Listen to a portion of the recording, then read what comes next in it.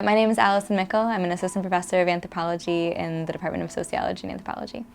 When I was an undergrad in anthropology, I loved that it really reshaped my worldview. That almost everything about how I saw the world after I started studying anthropology really shifted.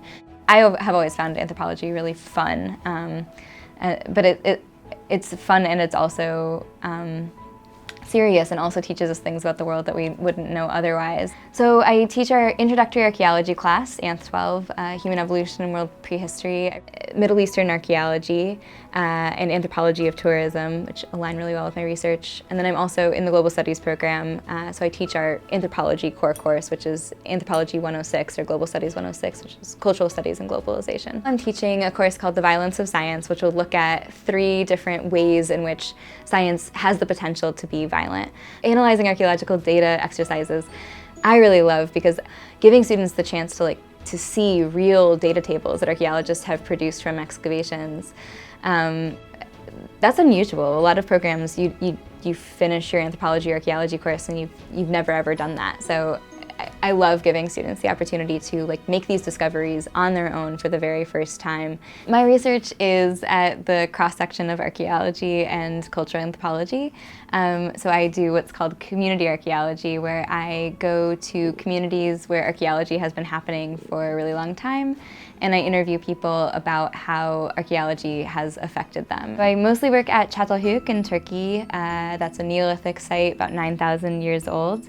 And I also work at Petra in Jordan, which is a Nabatean site. It's the capital of the Nabatean kingdom. My research looks at how people who've been employed in archaeology, so the local workers who have been employed to work on archaeological sites, how they've experienced that work and how they've been paid in that work, and also how they've been left out of a lot of the archaeological research process.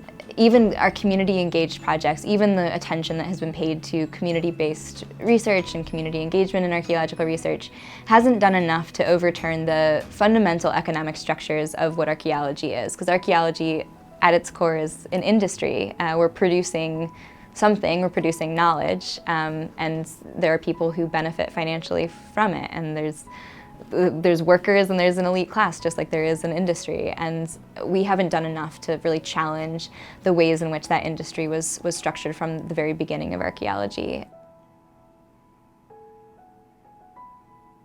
This is Dingo. He's 4 years old.